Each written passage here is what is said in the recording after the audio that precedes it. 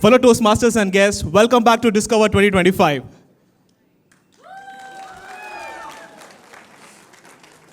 It's my absolute honor to introduce the next signature speaker for today. He made everyone retrospect on the global stage by asking a simple question. Who's in the chair? With 30 years of experience in education, teaching theater, and speech, he has transformed the lives of actors, speakers, children, and leaders from Texas to Thailand. He blends his expertise with positive psychology and performance, and he has inspired lots and lots of people. In Toastmasters, he is a 6-time district champion across district 25, 85, and 128. In evaluation, table topic, and international speech contest. In addition to that, he was also named the Toastmaster of the Year for the year 2020 by District 25. His competitive prowess is unmatched. He has reached the World Championship of Public Speaking stage semi-finals thrice, finals twice. As an educational leader, TEDx speaker, coach, he brings his insight, humor, and transformational energy in every single stage. And he's also a firm believer that if we know who's in the chair, we can lift together and we all shall rise. He is here today to give us a transformative speech and to ignite our minds and mine our stories via storytelling. On behalf of District 120 and Discover 2025, I am privileged to welcome our signature speaker for today, Fursey Gotuaco.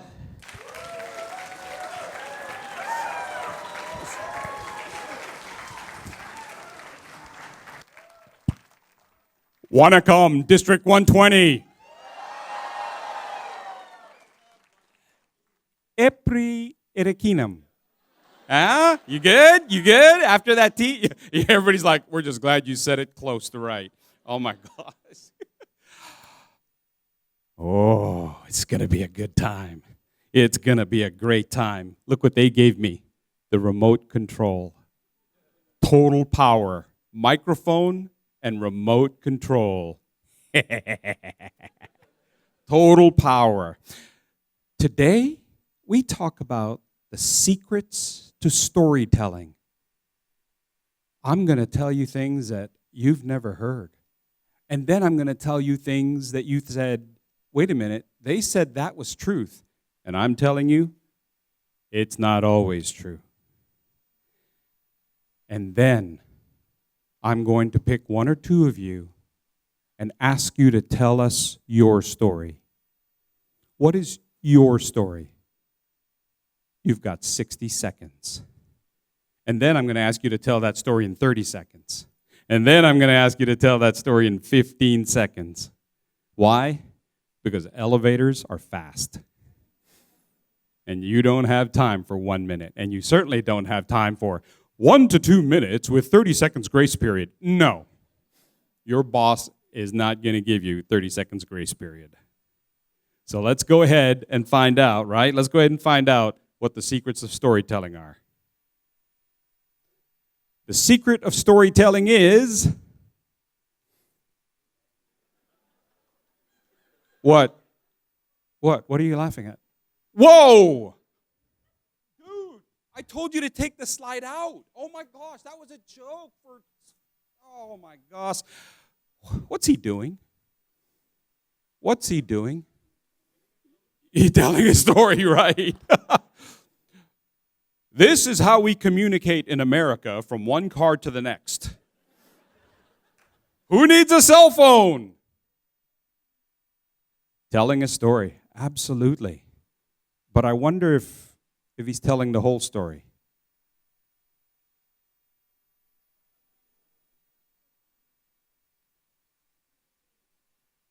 Yes?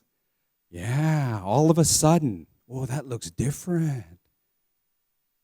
When we see it from another point of view, it looks different. When we pivot to another way, it looks different. Let's try that again. One way, And I'll stand over here, so now I'm like offended.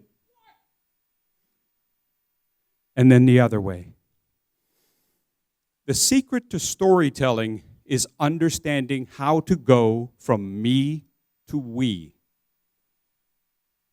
I'll say that again.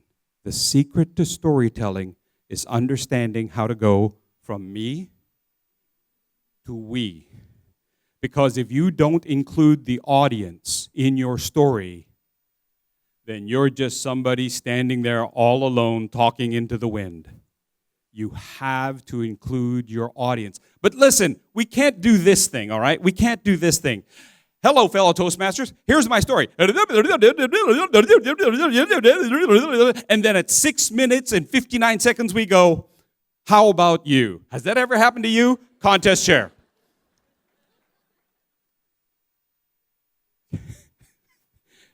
They've already checked out. They're already on their phones. You've got to include the audience much earlier. And that's why you have to think about your pivot point. You have to think about your pivot point. You have to understand that if this is your story, you're telling your story, just like you're telling about your fingerprints because you know them so well. Your fingerprints have been with you your whole life, and you're there going, Fursey, I know my story. My story is important. Yeah, your story is important to you. And you know it really well. But your audience? Your audience is over here. You have to be able to pivot from this side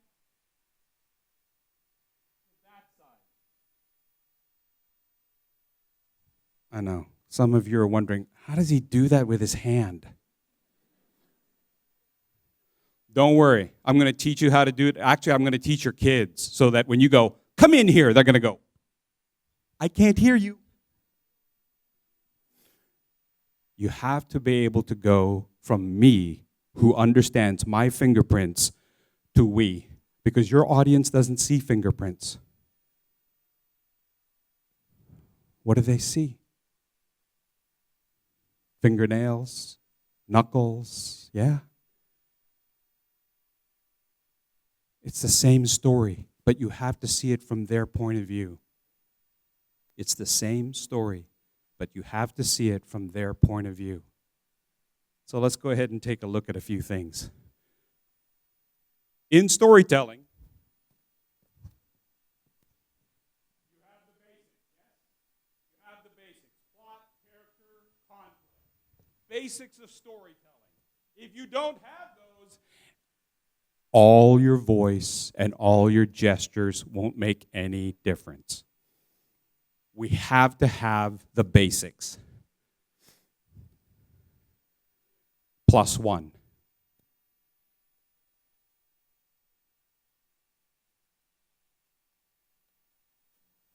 You have to have the basics +1, and that's the pivot point. Here's the plot. You have status quo. When you have a plot, you have to have status quo. How's your Latin? Anybody know Latin? What does status quo mean?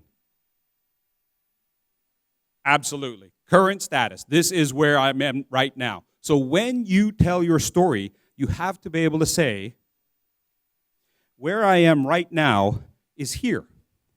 Where I am right now is right here.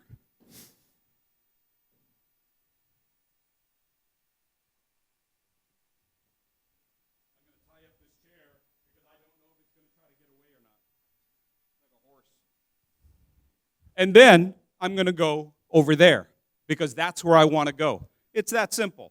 I start there, status quo, and then I, as a character, have objectives. I have goals. I, as a character, have goals. There's something I want to do. But while I'm on my way to doing something, something gets in the way. Something gets in the way. That's the inciting incident. And then I go through conflict and conflict and conflict. I reach the climax, and then I have resolution, Pretty basic, yes? It's so basic, I did it in 30 seconds. Yeah? Everybody know that? If you don't know it, well, I think we're videotaping this, yeah? Aswathi, we're videotaping? Excellent. As character, who are you?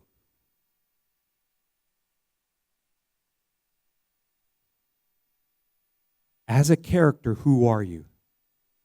And a lot of people think, well, I am who I am. No. Who are you?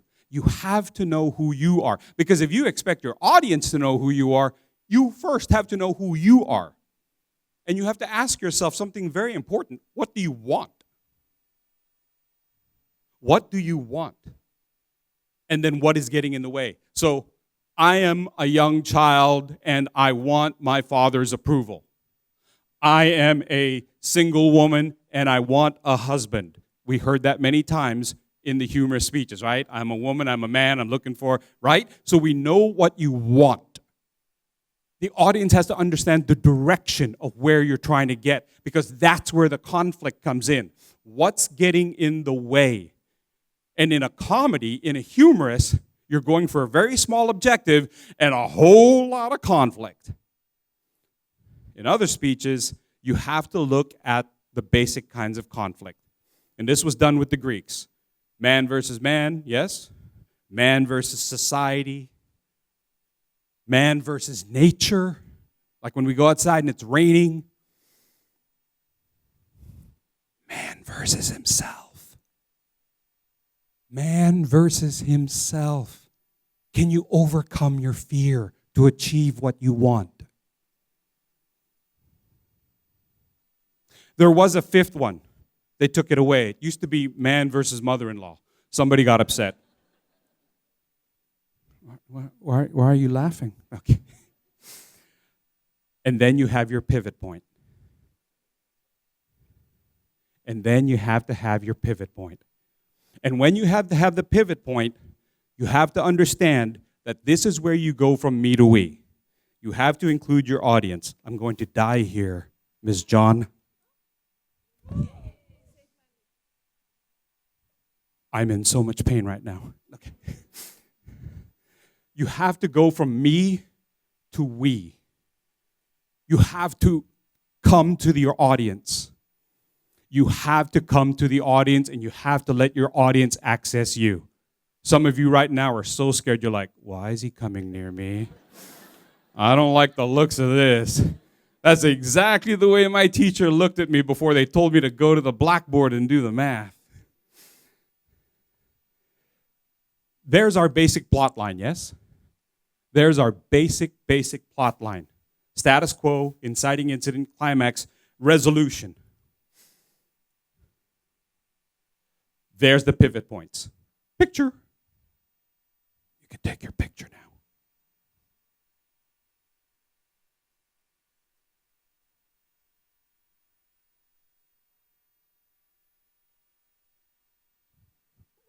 When you're speaking and you have a lot of words on the slide for the audience to look at, you should stop talking and let them look at the slide.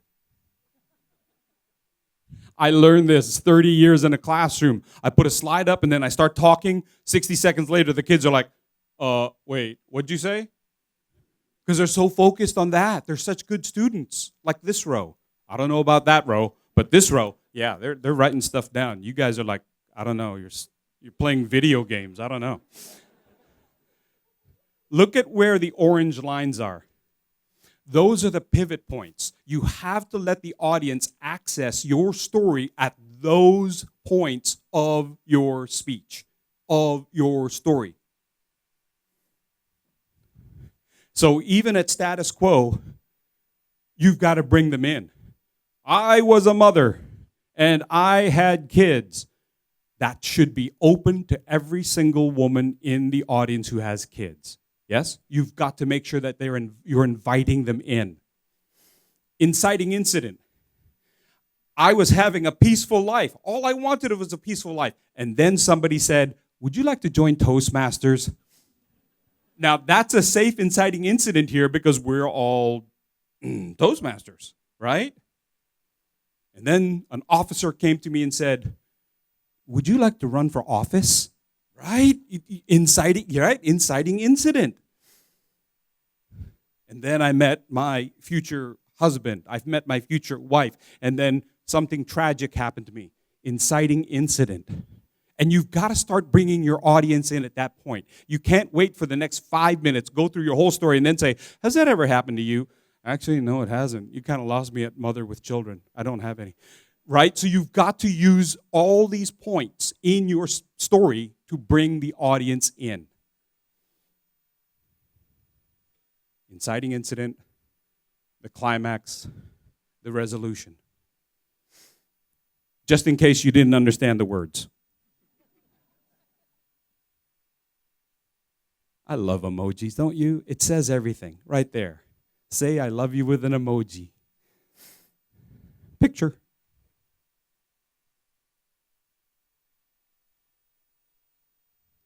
People in the back row going, man, his head is in the way. I'm trying to take a picture, but the glare off his shiny head is ruining my lighting. My gosh, look at that. It's like a full moon, but it keeps moving. Actually, it kind of looks like a potato. Oh, don't say that. Now I'm getting hungry. Yeah, the emojis can tell the story, yes? And at each emoji, you have to let the audience come in and let them know how you feel. You have to let them know how you feel and in some way get them to understand how they should feel. Now, when you first start out telling stories, you're going to say things like, how about you? Has that ever happened to you? Or have you ever felt this angry? But as you get more experience, you come up with more sophisticated ways to say this. And along the way, you also do what I call a pet peeve. You say things like, fellow Toastmasters, ladies and gentlemen. I know, you're thinking, what's wrong with that? It's because that's low level. All you're trying to do is get traction with your audience. Challenge yourself. Come up with a more sophisticated way to get our attention. And by the way, if you've been doing a good job with those pivot points, you won't need to say, ladies and gentlemen. You already have us. You won't need to say, fellow Toastmasters. You already have us. By the way, follow me on this logic. If the purpose of Toastmasters is to help us with things outside of Toastmasters, then why on earth are you starting any speech with fellow Toastmasters? Because where would you ever say fellow Toastmasters outside of Toastmasters? Right? You stand up to give your little speech at the business meeting, you're not going to go, fellow Toastmasters. Oh my gosh. I'm sorry, I'm so ingrained. It was the cult, I'm telling you. No, you have to keep it fresh, you have to keep it live. So if you want to say fellow Toastmasters, okay, but if there's something else you need to do, say something else and develop your skills at saying something else. So when you get to the pivot point, ask yourself these questions. Photo. Nina, John, how you doing? You good? Excellent. Excellent. Just letting them take a photo. Staying out of the way. They're like, oh my gosh, get that potato out of the way. I just attended this workshop this weekend. Look at the slide. Your friend's going to go, what's that, a potato in the middle? He's got glasses and everything. So you ask yourself at those pivot points, what did I discover? Right? What did I discover, Jyoti? Jyoti, I'm going to need you for something. Would you go ahead and join me up on stage, please, by that chair? Yes, I know. You're like, oh my gosh, Fursey, I hate you now. I'll be right there. I'm giving you a head start. What do you want now? It may have changed. In the pivot point, what you wanted may change. And what is getting in the way may change. Your conflict. Picture.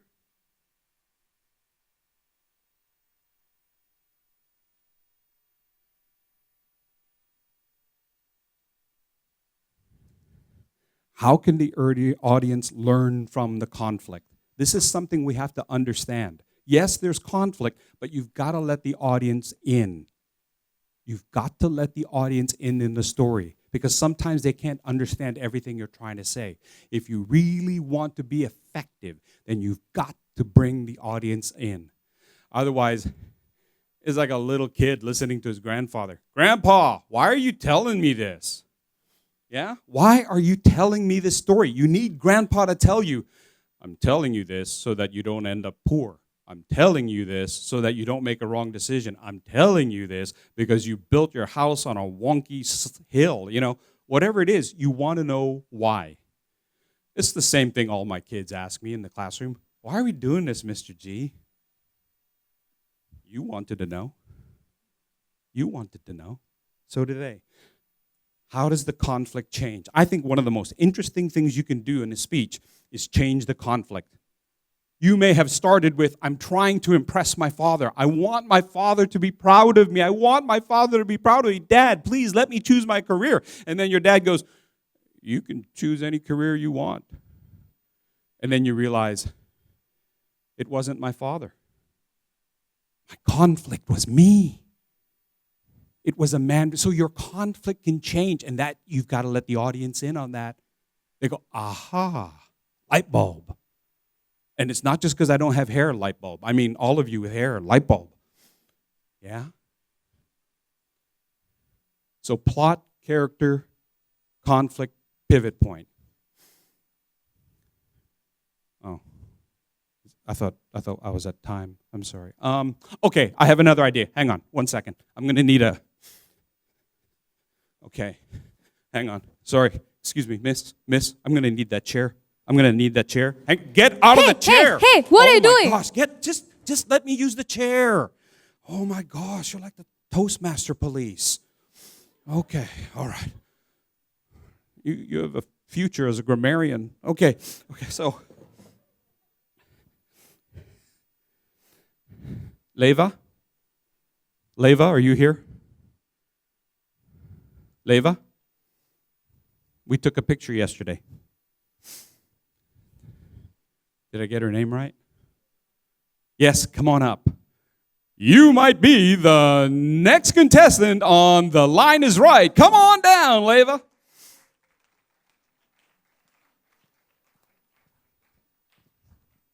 Jyoti, I'm going to ask you to hold this rope. And if you want to, you can take a seat. All right? But otherwise, you're there. So we have a journey on the story. And we're going. Remember, I'm a character. And there's something that I want. I want peace and quiet. And Leva is going to represent peace and quiet. There you go. You can have a seat if you'd like. Who I am now, status quo, and what do I want? Now, the problem is, Fauza, you just asked me to do a video with you. Would you come on up? She's like, I'm never telling him my name again. Now, here's the thing. Come on up. And if you would just stand over there for me. Here's the thing. You start here, and you have an objective. There's something you want. But then you have an inciting incident. Something interrupts you. Something gets in the way of what you want. Now, a lot of people, they start telling the story here, right? Oh, let me tell you about my age. Oh, let me tell you about when I was born. Oh, let me tell you this. Oh, the weather was this. Oh, the weather was that. Oh, the place was... You're going to see in just a moment why this, not as important. I mean, Jyoti is important, but the details of the story may not be important. Because somewhere around here, something happens to you. Somewhere around here on the timeline, on your way to your objective, something happens to you. Fauza happens to you. Would you come on over? And just hold this right here. And this is where you have to understand. Actually, you know what?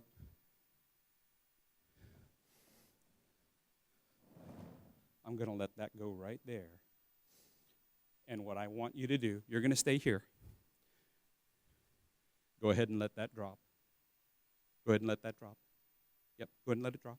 Let it drop. Drop it. Drop it. Drop the gun, miss. Thank you. Okay, now you're going to take this. There's somebody else on my list of people to scare today. And that person is Hari, Prasad, come on up, man.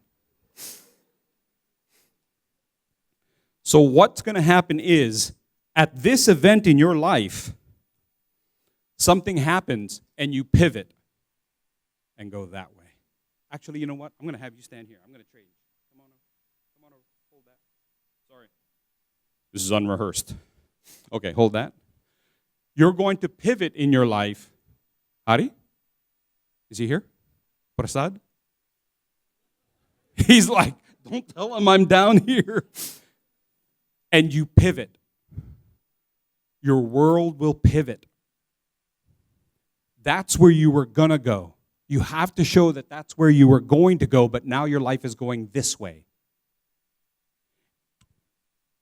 And it's not by accident that we're going to move towards the audience. Now, sometimes your life story may not be enough. Can you move down this way? And can you do the same, please? Just because. Thank you. Very good. And you got to realize, so we don't have Hadi. We don't. Okay. Okay? I'm going to have you. You're on, buddy. So now, oh, there you go. Come on, man. Come on. Don't be shy. This is Toastmasters. Oh, you're down there, man. Oh yeah, you're coming down. Come on. If the old man can do it, you can do it.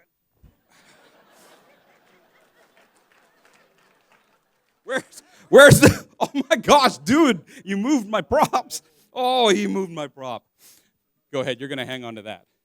Good, you're going to go up there. Now here's the deal. Sometimes you just got to speak without a microphone. Still can. Because everybody can. You ever heard a baby crying?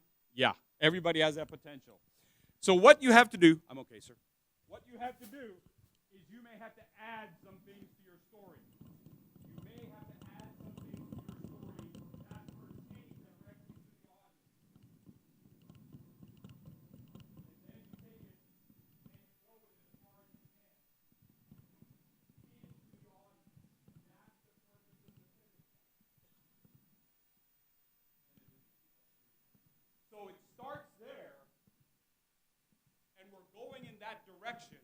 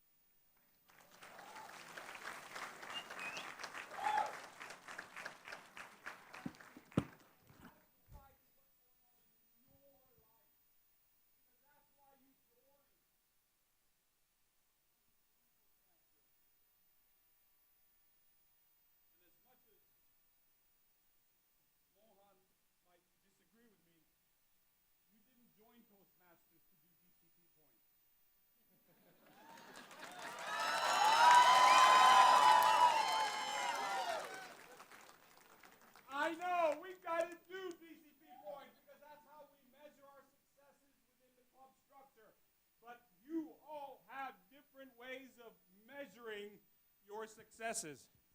And sometimes it has to do with that journey. That's how you measure personally your successes. And you have to approach your audience because ultimately that's who has to understand you. That's who ultimately has to understand you. And then you can take it to the next level. You take it to the next level and you call it out to the world. You call it out to the world. That's what Louisa did. World championship, right? World champion, right there, calling it out to the world. That's what you have to do. And it's not just about the contest. It's about being able to stand on a global stage. So it's not just about the details of your life that might be so important to you, but decide, what do I really need? Decide what you might have to let go so that you can get to the other important parts of the pivot point. And I think you're going to find that those important parts are going to be far more interesting. I know it's not quite as personal sometimes, but it's going to be far more interesting. Everybody loves to tell a story. Everybody loves to tell a story. And I've been working recently with startups. And you have to remember one thing, because they're talking about millions of dollars, right? I mean, I know in this building, we're talking about startups, right? I think it's ironic that we're in a building that we talk about startups. We're talking about founders, and they're trying to get millions of dollars of investment. Data tells. Stories sell. Data tells. Stories sell. So as you discover your story, you have to find that. Okay. Now, can we go ahead and wind the rope back? Can you go ahead and pull that back and give it to Jyoti, please? A volunteer. We're at green. So how much time have I got left? Maybe not. How much time? 10 minutes. Great. I need a volunteer. Okay, good. Come on down. Yep.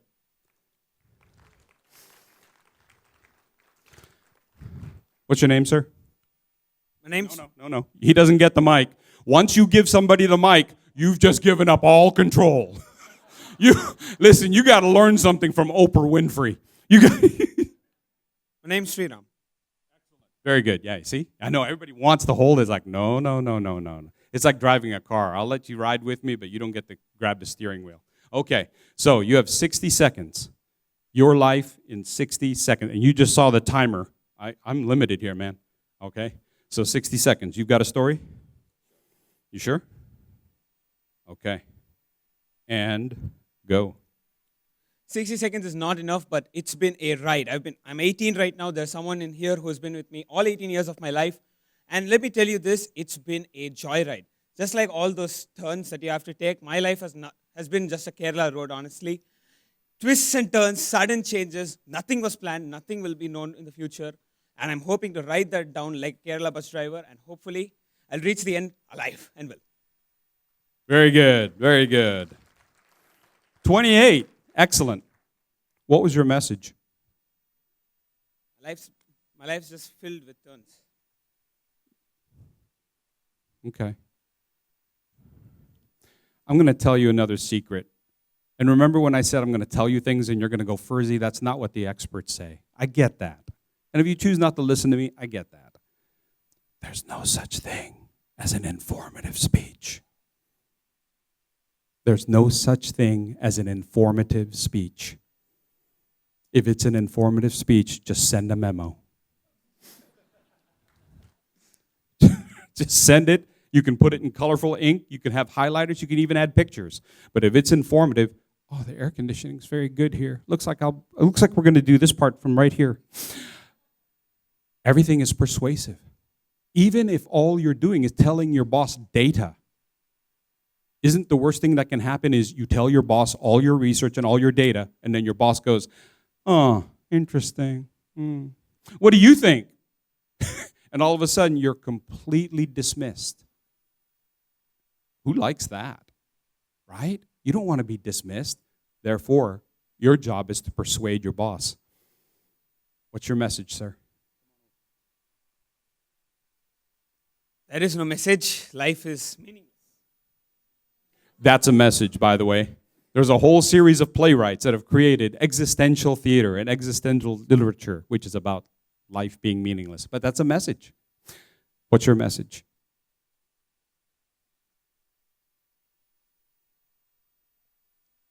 Go with the flow. Go with the flow. Very good. Very good. What was a moment of conflict in your life? What was a moment of conflict? Deciding to study for an exam, in honesty. Yeah. Who's ever had trouble trying to buckle down and study for? Yeah, absolutely. It's all your friends over there. Absolutely. See, what we want to do is we want to go from me to we. What's in it for them? And I know you've got things that are about you and your life, and you simply want to express who you are. Unfortunately, in the real world, they don't care. Sorry, man. I hate to break this to you. They don't care until you make them care. And the way to make them care, it's brutal, right? It's brutal truth. They don't care about your life until they realize there's something in your life that's in their life. Me to we. Me to we. I know I'm only 18, but I think I've stumbled on a truth that many of you have already discovered. I look at life and I think, what's the meaning? Make sense? Make sense? Yes. Now, I give you this.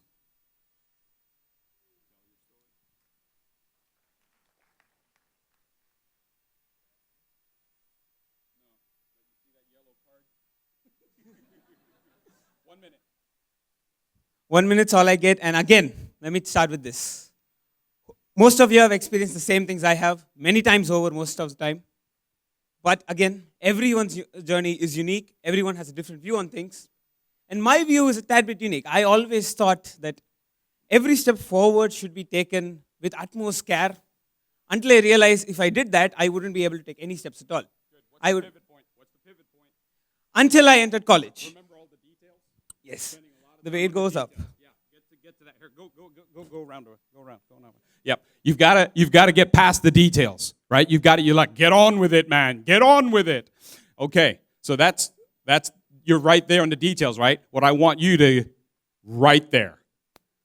That's college, right? Okay, would you hand this up for me? Come on over.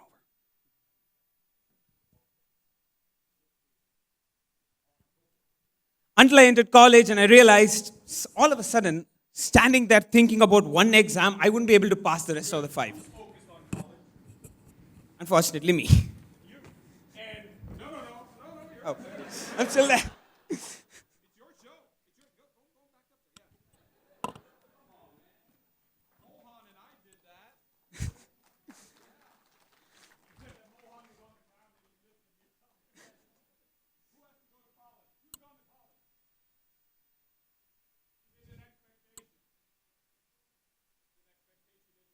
Yes. Yes.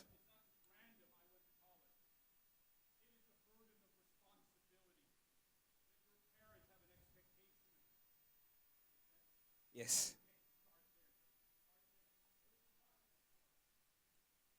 Expectations are often the worst things to have, and expectations are often the worst things your parents have because they decide what's right and what's wrong in your life until you're 18, and sometimes even further on. My parents expected the best grades, and college, well, all of a sudden it all shifted. My first semester, I missed my target, that sweet spot, by just 1 mark, and boom, life went downhill.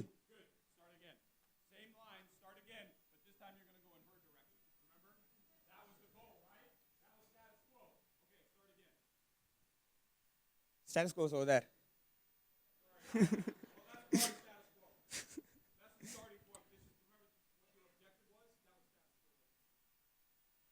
So, moving on.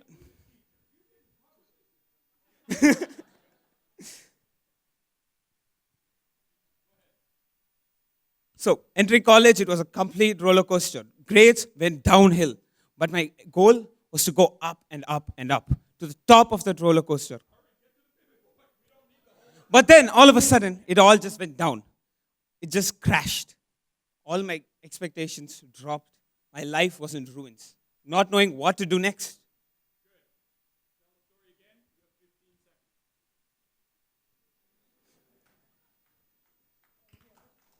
I entered college. I entered college like most of us with a dream to be successful in life and a dream to prove my parents right. Then started. Grades became the only way for me to prove myself. So that goal of becoming a 9-pointer, such a great goal to achieve in my college, that came to mind. Time. You only have 15 seconds, man. Here we go. Start again. You only have 15 seconds. Ready? Go. Entering college with expectations is brutal. Expecting the best, even worse. Starting to move towards that goal, and then all of a sudden, exams come through. You realize you haven't studied enough, and you crash. Then, you're there.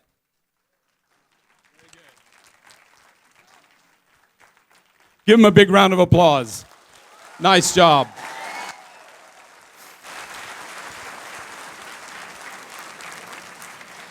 I guarantee you, every single one of them right now is like, I'm so glad it's him, not me. I'm so glad it's him. Fursey, thank you. Not me. So you did great.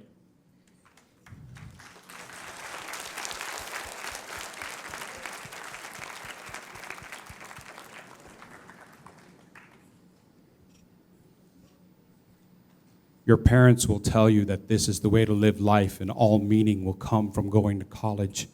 But I'm here to tell you, as somebody who went to college, that I lost the meaning of life at college. But now I'm ready to find my purpose in life. Thank you, Mom and Dad. Join me on my journey.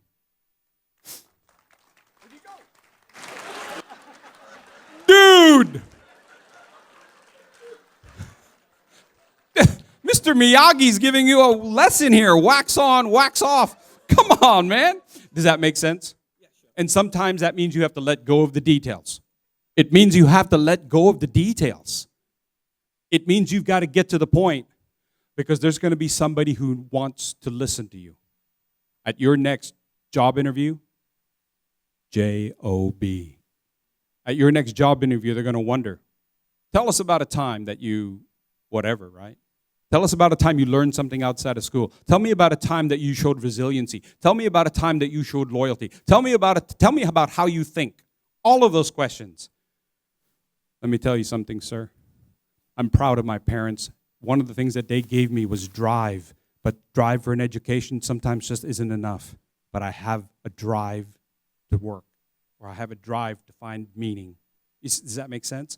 So you skip the details, you get to the pivot point, and if you get more than 15 seconds, great. But sometimes the elevator door closes. Sometimes the elevator door closes, and we've got to be ready for that. Yeah?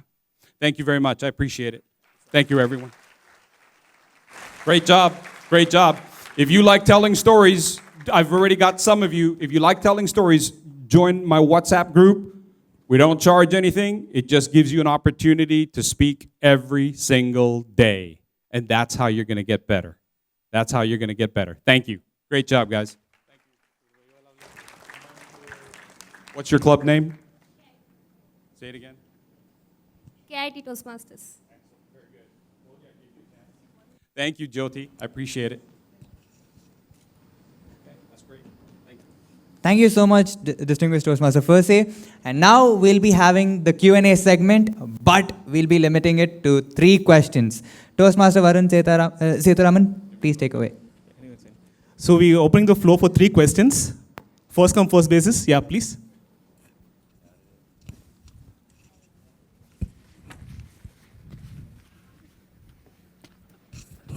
Thank you for the wonderful workshop, distinguished Toastmaster. I have a question to you, like, you said to pivot the story. Do you really pivot according to the size of the audience and the nature of the audience? How do you work on pivoting the story according to the audience? Your take on that, please. You do have to be aware of your audience and who your audience is. So if I'm speaking to parents, that's one thing. If I'm speaking to teachers, that's another. If I'm speaking to students, it's a completely different subject. If you're speaking to your family, that's different from your boss, and that's different from Toastmasters, and it's different from the keynote that you're doing at your company, right? So adjust accordingly. Adjust how many pivot points you have based on how much time you have. And realize there's one pivot point I didn't get a chance to talk about. Your speech, your story, that's a pivot point for your audience. Your speech is a pivot point for your audience. They will look back on your speech and saying, that's when my life changed direction, right? That's your expectation of yourself. That's your expectation of yourself. You changed the direction of your audience. You're that inciting incident. Thanks for the question. So we're taking a question from the right. We're going to take the question in the middle now. Hello, this is Balaji Soundarraj. I did love your framework today. I would like to understand this particular speech here should have also followed the framework. If you could walk us through like the pivot points and the parts that you had to eliminate to bring this wonderful narration. If you could talk us through that, I'd be happy to hear. You want me to tell you what the pivot points in my own chair speech? Pivot point. And the places that you eliminated the extra stuff. Pivot point, realizing I was down at the bottom and I didn't even know it. Pivot point, facing my fears. Pivot point, facing my fears. Pivot point, realizing what the guide told me. Pivot point, realizing this is what is important. Sometimes we don't know all the answers, and you have to show that in your speech. Oh my gosh, I just realized something. Right? Bring the audience in on that journey. If you start your speech knowing all the answers, then that's kind of like a foregone conclusion to your audience. It's like watching a mystery, but you know the answer. You know who done it, right? Who did the crime. So you have to go into it with the frame of mind, status quo, I don't know. I'm not sure. Or I thought I knew, but now I don't know. Discovery. And then right there in front of your audience, you go, oh. And if you watch my semifinal speech, that pivot is even bigger. It's more pronounced when I realized what my mother was trying to tell me. Oh. And you let the audience come in on that moment. Good question. Thank you. So in interest of time, we are going to take only one last question this side. There's lots of discussion. I'll just go with the first now. I'm Kaileshwar Saranan from SRM Mystery Toastmasters Club, sir. My question is, how do you pivot a complex story? Like an example, a mysterious story of a theft case with a person with multi-personality, where we cannot give any status quo because we are unsure of this story. I think there's always going to be reasons why a simple examination could be hard. But most of us don't tell stories that are that sophisticated. But there's still some sense of status quo, meaning this is where I started. Does that make sense? And if how you start is I have multiple personalities, then that's where you start. And then the conflict is what happens. Maybe one personality has a conflict with the other personality. Maybe one personality meets somebody, and then the second personality meets the same person. And you saw that in some of the humorous speeches today, right? Right? I got two boyfriends, and they both like me, and I like them both. I forgot who had that. But it's that whole idea. Yeah? And so we'll always find unique stories, and they're more sophisticated and they're more complicated. But you have to start someplace, right? We have to start someplace, and then you go from there. Thank you. Very sophisticated question. So we are almost end of the Q&A session. I know there are lots of interesting questions lined up. We'll be taking it offline. Now back to the MCs. Thank you, distinguished Toastmaster Fursey, for a message we just didn't hear, but we felt. And after a speech like that, I think we all need a moment to let it sink in. And now I request DTM Fursey sir to come on stage, and I also request our district trio to come on stage to felicitate distinguished Toastmaster Fursey.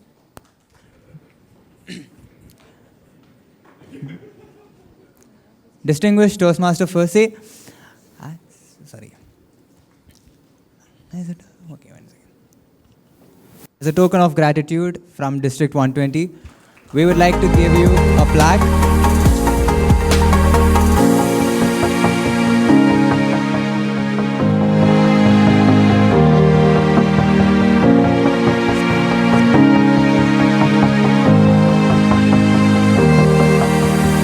A stamp created by our District 120.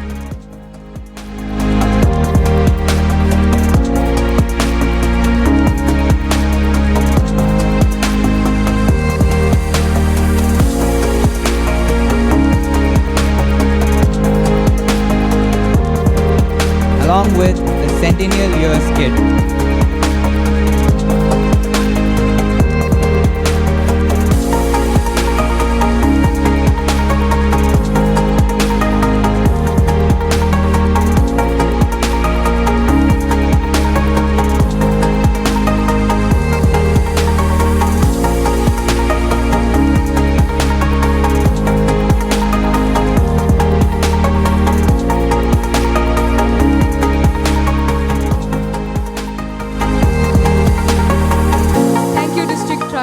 Conference Chair and distinguished Toastmaster Fursey sir.